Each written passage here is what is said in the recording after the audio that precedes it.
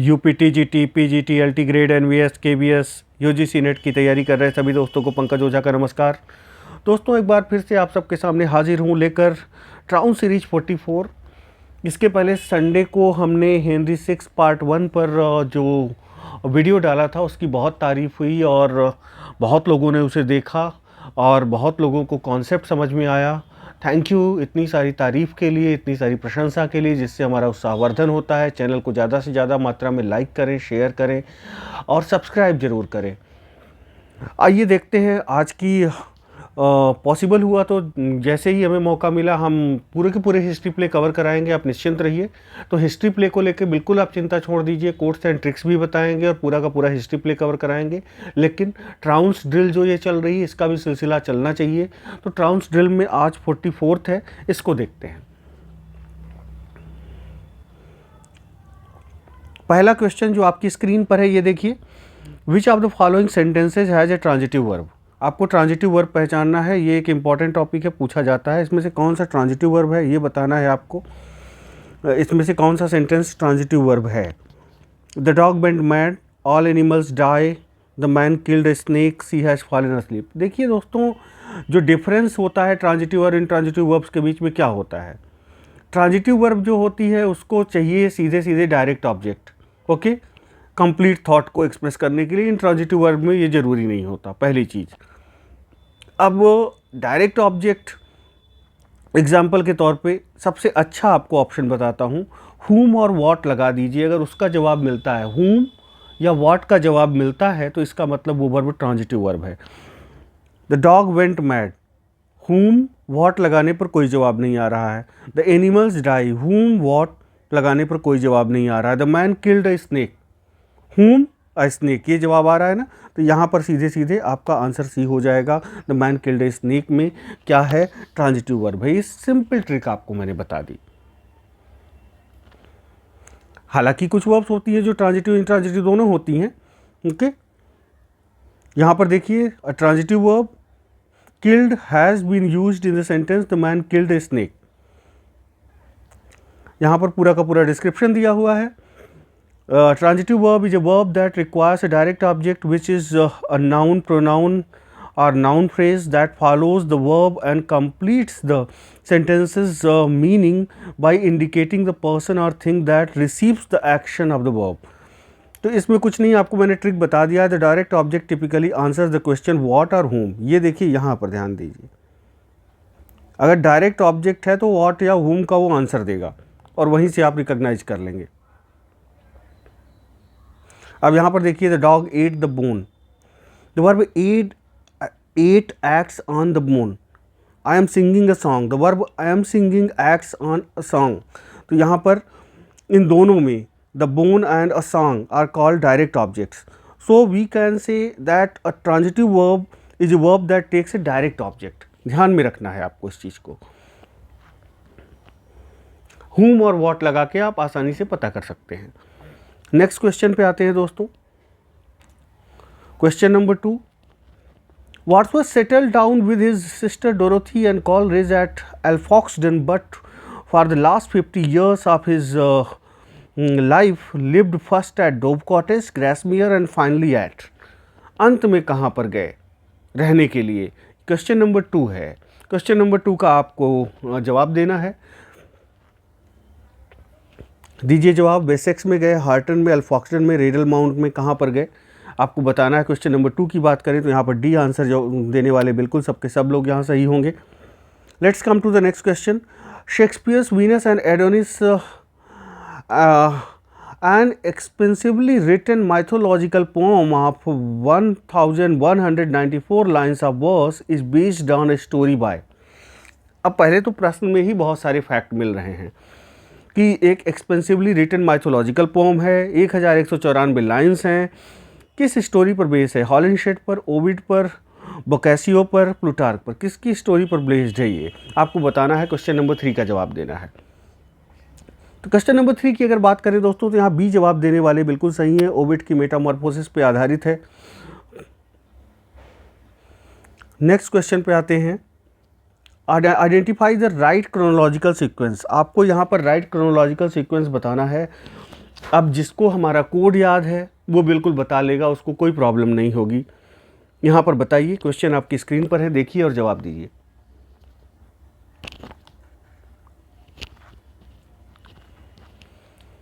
ए में है Macbeth Julius Caesar the Taming of the Shrew the Tempest, B में है the Taming of the Shrew Julius Caesar Macbeth the Tempest, C है Julius Caesar the Taming of the Shrew Macbeth the Tempest, D है the Taming of the Shrew Macbeth Julius Caesar the Tempest. बताइए, जवाब दीजिए question number 4 का। Question number 4 की अगर बात करें दोस्तों, तो क्वेश्चन नंबर 4 में राइट क्रोनोलॉजिकल ऑर्डर की अगर हम बात करते हैं तो यहाँ पर क्वेश्चन नंबर 4 में बी जवाब देने वाले सबके सब सही होंगे, द टेमिंग ऑफ द श्रू। ओके, देखिए gentleman started taming, okay, gentleman started taming, okay, comedian love आप कोड है ना मेरा, उससे आप पता लगा सकते हैं। यहाँ पर बी ऑप्शन बिल्कुल सही है। Which one of the following correctly describes the meaning of the Macbeth's words life is but a walking shadow? यहाँ पर जब मैकबेथ ये कह रहा होता है life is but walking shadow, तो उसका क्या मतलब है, कौन सा वर्ड करेक्टली डिस्क्राइब करता है उसके भाव को। क्वेश्चन नंबर 5 का जवाब देना है, तो 5 में यहाँ पर बी जवाब देने वाले सबके सब सही होंगे। Life is just divide of substance, कि लाइफ कुछ नहीं है, उसी तरह है जैसे कि आप हाथ में रेत ले लेते हैं और धीरे धीरे आपके हाथ से पूरी की पूरी रेत सरक जाती है, वैसे ही life is just divide of substance, की लाइफ में कुछ है नहीं। It appears in Act 5, Scene 5 and is spoken by the title character. Okay, it is a soliloquy in which Macbeth expresses the meaninglessness of the life. He compares life to a walking shadow. When a person walks on a sunny day, their shadow moves with them, seeming to be living thing, yet it lacks all substance. Macbeth compares life to that shadow devoid of substance. I hope you are getting the point. Next question पे आते हैं। The woods are lovely, dark and deep, but I have promises to keep. In the above lines, Robert Frost used which type of imagery? किस type की imagery है? The woods are lovely, dark and deep, but I have promises to keep. किस type की imagery का प्रयोग हुआ है? Question number 6 में आपको बताना है। क्वेश्चन नंबर 6 की अगर बात करें दोस्तों, तो यहाँ पर बी जवाब देने वाले सबके सब सही हैं। विजुअल इमेजरी का प्रयोग होता है, एक मानसिक चित्र प्रस्तुत होता है जब इस कविता को आप पढ़ते हैं तो।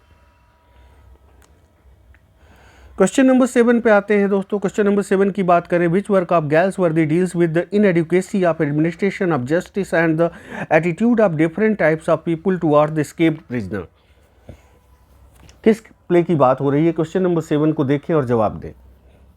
4 ऑप्शन है, the roof, justice, escape, the show. Question number 7 respond immediately. Question number 7 की बात करें दोस्तों, तो यहाँ पर हम एस्केप की बात कर रहे हैं। यहाँ पर सी ऑप्शन बिल्कुल सही होगा। ये जो गॉल्सवर्दी का वर्क है ये डील करता है inadequacy of administration of justice and attitude of different types of people towards an escaped prisoner. एक एस्केप्ड प्रिजनर होता है, उसके प्रति लोगों का, विभिन्न प्रकार के लोगों का भिन्न भिन्न दृष्टिकोण होता है, तरह तरह की दृष्टिकोण होता है, एटीट्यूड होता है, वो दिखाता है, एस्केप में दिखाया गया है। Which poetic form typically follows a pattern of rhymed quatrains. कौन सा पोएटिक फॉर्म है जो राइम्ड क्वाट्रेन के पैटर्न को फॉलो करता है? आपको बताना है, जवाब देना है क्वेश्चन नंबर 8 का। क्वेश्चन नंबर 8 की दोस्तों बात करें अगर, तो क्वेश्चन नंबर 8 में जिन दोस्तों का जवाब यहाँ पर बी आ रहा है वो बिल्कुल सही हैं। हम बैलेट की बात कर रहे हैं, कई बार बताया गया है, ज़्यादा एक्सप्लेन करने की कोई ज़रूरत यहाँ पर है नहीं। The name Lycidas is taken from which of the following Greek poets. कहाँ से लिया गया है ये नेम लिसिडास? मिल्टन ने कहाँ से लिया? क्वेश्चन नंबर 9, किस पोएट से लिया इन्होंने ये नाम? क्वेश्चन नंबर 9 का जवाब दीजिए। यहाँ पर थियोक्रिटस इज द राइट आंसर, ध्यान में रखिएगा, इंपॉर्टेंट है।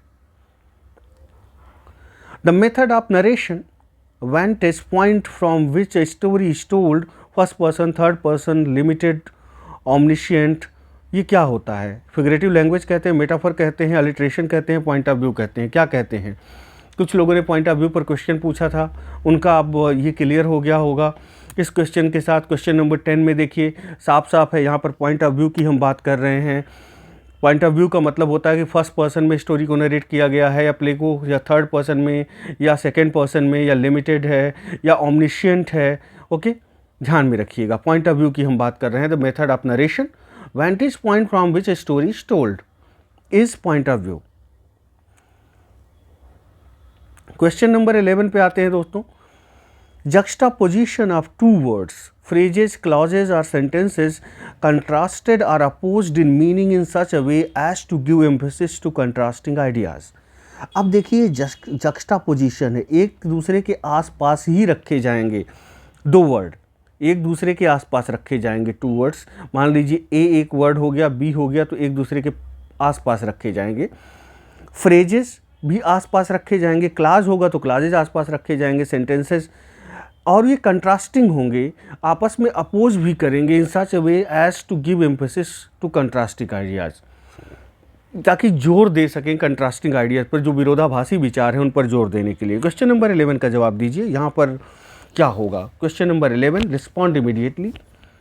यहाँ पर जाहिर सी बात है हम एंटीथेसिस की बात कर रहे हैं।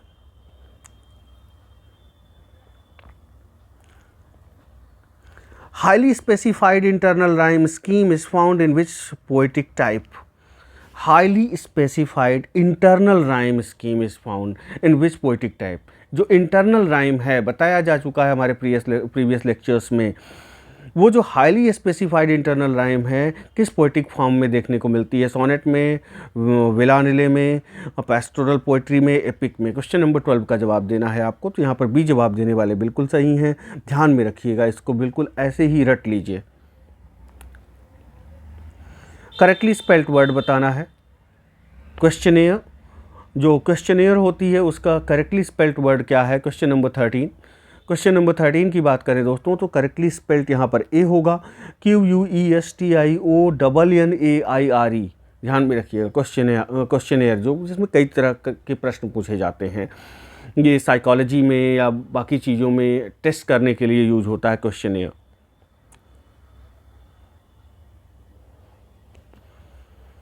नेक्स्ट वर्ड है सिनोनिम बताना है परनिक्टी का। बताएं सिनोनिम क्या होगा? फोनी होगा, पेरिलस होगा, फसी होगा, वॉलंटरी होगा? बताइए।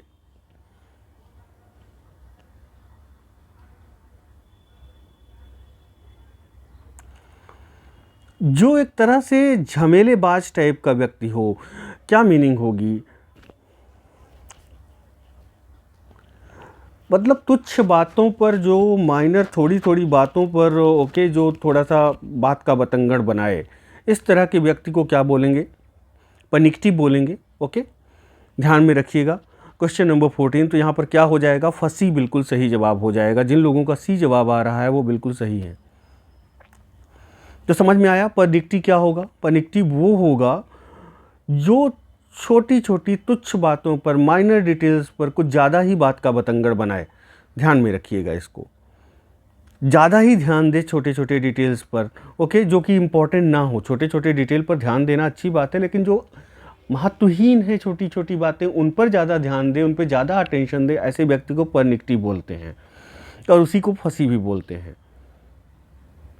यहाँ पर देखिए दिया भी गया है, परनिक्टी एडजेक्टिव है, इनफॉर्मल डिसअप्रूविंग में है, मतलब इसको एक गलत अर्थ में यूज किया जाता है। Worrying too much about details that are not important, showing this synonym fussy हो जाएगा। It seems to me that we are being unnecessarily pernickety, कि ऐसा प्रतीत होता है कि हम लोग फालतू में छोटे छोटे डिटेल्स, महत्वहीन बातों पर ध्यान दे रहे हैं।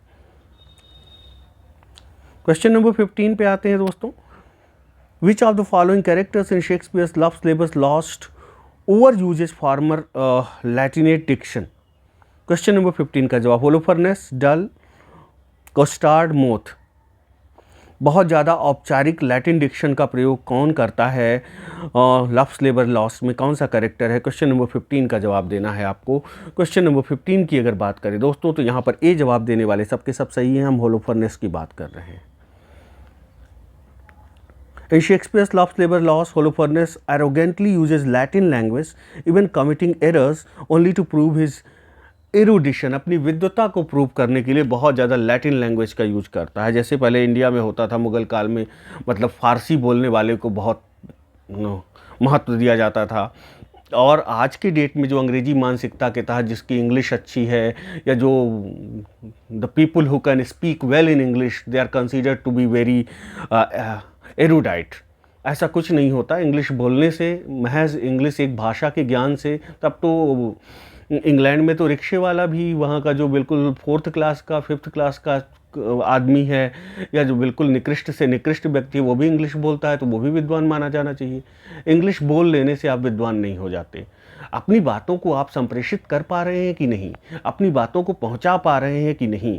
अगर पढ़ाने में या किसी भी चीज़ में आप अपने को कम्युनिकेट नहीं कर पा रहे हैं तो व्यर्थ है। क्वेश्चन नंबर 16 की अगर बात करें दोस्तों, अब meaning association or emotion suggested by a word in addition to its dictionary meaning. अब देखिए, इसको दूसरी तरह से पूछा गया है, डिक्शनरी मीनिंग के अतिरिक्त जो किसी भी चीज़ की सेकेंडरी मीनिंग होती है उसे क्या कहते हैं, तो उसे अनडाउटेडली कनोटेशन कहते हैं। जो डिक्शनरी मीनिंग होती है वो डिनोटेशन होगा, कनोटेशन क्या होगा। क्वेश्चन नंबर 16 में जिन दोस्तों के जवाब यहाँ डी आ रहे हैं वो बिल्कुल सही है। क्वेश्चन नंबर 17 पे आते हैं, if anyone cares to join me in this campaign either now or in future they are most welcome, no error। Question number 17 में आपको एरर पहचाननी है, किस पार्ट में एरर है। if anyone cares to join me in this campaign either now or in future they are most welcome, no error। आप बताइए किस part में एरर है क्वेश्चन नंबर 17 में। मुझे सी पार्ट में एरर लग रहा है, आपको हिंट दे देता हूँ। अब आप बताइए कि क्या एरर है सी पार्ट में। If anyone cares to join me in this campaign either now or in future they are most welcome, no error. बताइए, आइए इसको देख लेते हैं। ईदर के बदले वेदर का प्रयोग होगा, क्योंकि ईदर आर तथा वेदर आर दोनों का प्रयोग होता है, किंतु ईदर और का प्रयोग या तो या के अर्थ में होता है। ध्यान में रखिएगा, या तो या के अर्थ में होता है, किंतु वेदर आर का प्रयोग की या चाहे या के अर्थ में होता है। इधर राम और श्याम विल गो देयर, या तो राम या श्याम यहाँ पर बात की गई है। दूसरा एग्जाम्पल देखिए, I do not know whether Sita will come और नॉट। मुझे नहीं पता कि सीता आएगी या नहीं, यहाँ की या का अर्थ दे रहा है। इसी तरह ये भी देखें, you have to do it whether you like it और नॉट। तुम्हें ये करना ही होगा चाहे तुम इसे पसंद करो या नहीं। अब इसको देख लेते हैं। If anyone cares to join me in this campaign whether now, यहाँ पर वेदर और होना चाहिए, और इन फ्यूचर, चाहे अब या भविष्य में। चाहे का अर्थ निकल रहा है, तो इस वजह से यहाँ ईदर का प्रयोग ना होकर वेदर का प्रयोग होगा। क्वेश्चन नंबर 18 पे आते हैं। Division in blank verse poems used to set off a sustained passage are called। अब देखिए, डिवीजन है इन a blank verse poems used to set off a sustained passage are called, क्या कहा जाएगा। ब्लैंक वर्स में डिवीजन की बात हो रही है ताकि सेट ऑफ किया जा सके सस्टेन्ड पैसेज को, उसे क्या कहा जाएगा। क्वेश्चन नंबर 18 का जवाब देना है आपको। यहाँ पर वर्स पैराग्राफ बोला जाएगा, इसे ध्यान में रखिएगा। ये देखिए दोस्तों, अगला क्वेश्चन है आपके सामने, science of the races of mankind and their relation to one another. इस वह विज्ञान जो नस्लों का, जो मानव मात्र की नस्लों और उनके अंतर संबंधों का अध्ययन करता है, उसे क्या कहते हैं। क्वेश्चन नंबर 19 का जवाब देना है। यहाँ पर ethnology is the right answer. B जवाब देने वाले सबके सब सही हैं। The conflict regarding the granting of bonus to workers came to head this week. What do you mean by came to head? The conflict जो थी, जो विवाद चला आ रहा था, किस संबंध में, बोनस देने के संबंध में श्रमिकों को, वो कहाँ तक पहुँचाया। came to head this week, settled amicably, reached a crisis, took a turn for a better, resulted in a senseless violence। Question number 20 का जवाब दीजिए। यहाँ पर बी जवाब देने वाले बिल्कुल सही हैं। रीच्ड क्राइसिस, एक क्राइसिस की अवस्था में पहुंच गया, ठीक है, एक शुभाशुभ वेला की अवस्था में पहुंच गया, क्रिटिकल पॉइंट पे पहुंच गया, ठीक है। Came to head this week, कि जो ये मुद्दा है वो बिल्कुल पीक पर पहुंच गया, एक तरह से आप कह सकते हैं, वहाँ से कुछ भी हो सकता है। Come to a head, also bring something to a head. If a problem or difficult situation come to a head or something brings it to a head, it suddenly becomes worse and has to be dealt with quickly. मतलब अपने peak पर वो मुद्दा पहुंच गया, विवाद अपने peak पर पहुंच गया. Things came to a head in the summer of 1997. इस तरह यूज होता है. क्वेश्चन नंबर 21 पे आते हैं. Paying a just tribute to the dominating personality of Milton, who wrote the following famous lines about Milton, thy soul was like a star and dwelt apart. किसने लिखा है? क्वेश्चन नंबर 21 आसान है, तुरंत जवाब दीजिए. जाहिर सी बात है, विलियम वर्ड्सवर्थ ने लिखा है. नेक्स्ट क्वेश्चन पे आते हैं. He said to me I go for a walk daily. इसको इनडायरेक्ट में बनाना है. आप बताइए, क्वेश्चन नंबर 22 का जवाब दीजिए. बिल्कुल, यहाँ जिनके भी मन में क्वेश्चन नंबर 22 में डी आ रहा है, बिल्कुल सही है वो. He said to me I go for a walk daily. इसमें क्या होगा? क्वेश्चन नंबर 22 का जवाब दीजिए.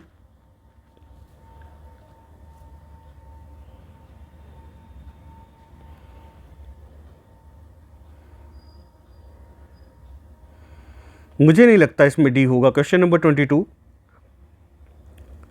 क्वेश्चन नंबर 22 का जवाब देना है. मुझे नहीं लगता कि डी होगा. हमने डी शुरू में बताया, लेकिन अब मैं इसे कॉन्ट्रडिक्ट कर रहा हूं. क्वेश्चन नंबर 22 का जवाब दीजिए.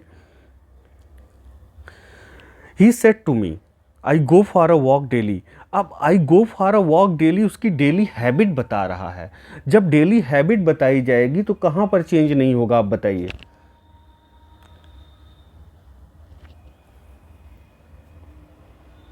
वर्ब में चेंज नहीं होगा, ये ध्यान में रखिएगा. तो यहाँ पर क्या हो जाएगा? ए हो जाएगा. He told me that he goes for a walk daily, ये हो जाएगा.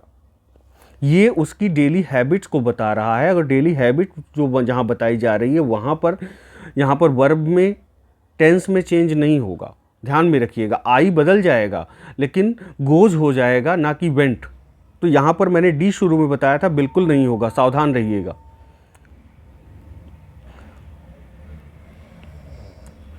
Question number 23, group of falcons को क्या कहा जाता है? क्वेश्चन नंबर 23 का जवाब देना है. यहाँ पर सी हो जाएगा, a cast. Group of falcons को क्या कहा जाएगा? A cast. ध्यान में रखिएगा, इंपॉर्टेंट है. Let's come to the next question. Which of the plays of John Galsworthy made Winston Churchill abolish solitary confinement in prisons? कौन सा प्ले है जॉन गैल्सवर्दी का जिसने विवश किया विंस्टन चर्चिल को ख़त्म करने के लिए, जो एक सॉलिटरी कन्फाइनमेंट की व्यवस्था थी, किसी को एक काल कोठरी में अकेले डाल दिया जाता था, उस व्यवस्था को ख़त्म करने के लिए फोर्स किया? क्वेश्चन नंबर 24 का जवाब दीजिए. यहाँ पर सी जवाब देने वाले बिल्कुल सही हैं. जस्टिस सही होगा.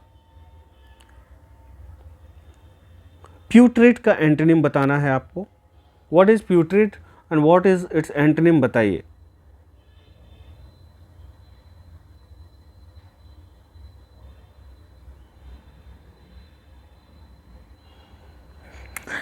देखिए, दुर्गंध से जो युक्त चीज़ें होती हैं, खासकर जो पौधे अगर सड़ गए हों या जो पशु सड़ गए हों, उनसे जो बदबूदार दुर्गंध आती है या बहुत वेरी अनप्लेजेंट के सेंस में ये यूज़ होता है, इसका एंटोनिम क्या हो जाएगा? अब आपको समझ में आ गया होगा. Question number 25. क्वेश्चन नंबर 25 की बात अगर करें तो यहाँ सी जवाब देने वाले सबके सब सही. फ्रैग्रेंट मतलब खुशबूदार, प्यूट्रेट मतलब बदबूदार. देखिए यहाँ दिया भी है. Deals with animal and plants decaying and therefore smelling very bad. Foul इसका सिनोनिम हो जाएगा. The putrid smell of rotten meat. Fragrant having a pleasant smell, fragrant हो जाता है. What is the rhyme scheme of the poem on his blindness? ये बताना है आपको. राइमिंग स्कीम क्या होगी पोम ऑन हिज ब्लाइंडनेस की? क्वेश्चन नंबर 26 का जवाब देना है. क्वेश्चन नंबर 26 की दोस्तों बात करें तो यहाँ पर ध्यान में रखिएगा, बी जवाब देने वाले सबके सब सही हैं.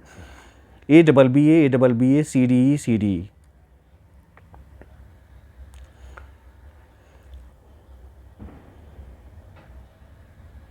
The news alarmed his father. इसका पैसिव वॉइस बनाना है. This news alarmed his father. What will be the passive voice of this? Question number 27 की बात करें तो यहाँ पर सी जवाब देने वाले सबके सब सही। यहाँ बाई का प्रयोग नहीं होगा, एट का प्रयोग होगा। His father was alarmed at this news, ध्यान में रखिएगा।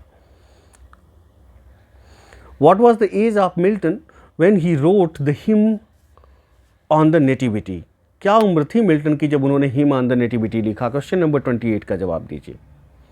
क्वेश्चन नंबर 28 की बात करें दोस्तों तो 21 ईयर के थे जब उन्होंने हिम ऑन द नेटिविटी लिखा। नेक्स्ट क्वेश्चन पे आते हैं। The pome ends with the 3 line stanza in which the words again appear 2 on each line is.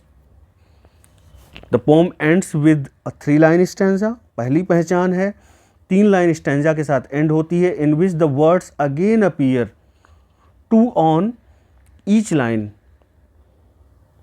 Is, किसकी बात हो रही है? क्वेश्चन नंबर 29 की अगर हम बात करें दोस्तों तो यहाँ पर सेस्टिना की बात हो रही है क्वेश्चन नंबर 29 में। ओके, क्या होता है? सेस्टिना होती है।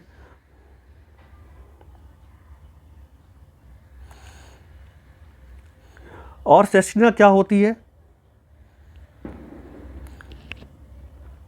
6 लाइन स्टैंजा की पोम होती है, इसमें 6 लाइन्स होती हैं और फाइनल ट्रिपलेट होता है, ध्यान में रखिएगा।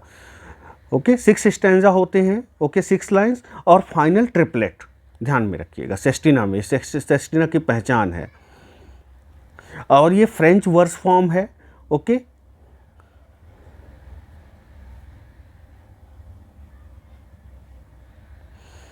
ये ध्यान में रखना है आपको। नेक्स्ट क्वेश्चन पे आते हैं। Education is our passport to the future and tomorrow belongs to those who prepare for it today, क्या है यहाँ पर? किस फिगर ऑफ स्पीच का प्रयोग किया गया है? Education is our passport to the future and tomorrow belongs to those who prepare for it today. Question number 30 innuendo है, मेटाफर है, पर्सोनिफिकेशन है, अलिटरेशन है? बताइए, क्वेश्चन नंबर 30 का जवाब दीजिए। एजुकेशन की तुलना पासपोर्ट से की गई है, यहाँ पर मेटाफर हो जाएगा। बिना एज, सो, लाइक इत्यादि वर्ड का प्रयोग किए बिना education is our passport to the future and tomorrow belongs to those who prepare for it today. ध्यान में रखिएगा, ये सच्ची बात है। जो काल करे सो आज कर, आज करे सो अब, ये वही बात है यहाँ पर कही जा रही है। जो आज मेहनत करते हैं, कहावत है अंग्रेजी में जिसका हिंदी भावार्थ है कि जो लोग अभ्यास में पसीना बहाते हैं उन्हें युद्ध में खून नहीं बहाना पड़ता। आप ध्यान में रखिएगा इस बात को, अभ्यास में पसीना बहाइए, युद्ध में खून नहीं बहाना पड़ेगा। मतलब एग्ज़ाम रूपी युद्ध में वहाँ पर फिर आपको दिक्कत नहीं होगी। थैंक यू वेरी मच दोस्तों, इस सेशन को वॉच करने के लिए ज़्यादा से ज़्यादा शेयर कीजिए। शेयर करने से भी एक बात ध्यान में रखिएगा, ज्ञान घटता नहीं कि दूसरे जान जाएंगे, ये सब ये बहुत नैरो माइंडेडनेस होता है। शेयर कीजिए ज़्यादा से ज़्यादा दोस्तों में, ज़्यादा से ज़्यादा लोगों तक पहुंचाइए और देखिए आपका दिल बड़ा होगा, आपका ज्ञान बड़ा होगा, आपका विद्या अर्जन का जो एक मतलब आपका जब दृष्टिकोण बड़ा हो जाता है ना तो बहुत सारी चीज़ें बड़ी होती हैं। मैंने बहुत लोगों को फेल होते देखा है कि नहीं दूसरे को ना पता चल जाए ये बात। ओके, इस तरह की मानसिकता नहीं रखिए। शेयर कीजिए ज़्यादा से ज़्यादा, लाइक करिए। अगर आप देख रहे हैं तो आपका नैतिक दायित्व बनता है एक लाइक कर दीजिए, शेयर कर दीजिए 1-2 दोस्तों में कि एक चैनल है, पढ़ाते हैं, ठीक ठाक पढ़ाते हैं, आप शेयर कर सकते हैं। थैंक यू वेरी मच दोस्तों, गुड नाइट।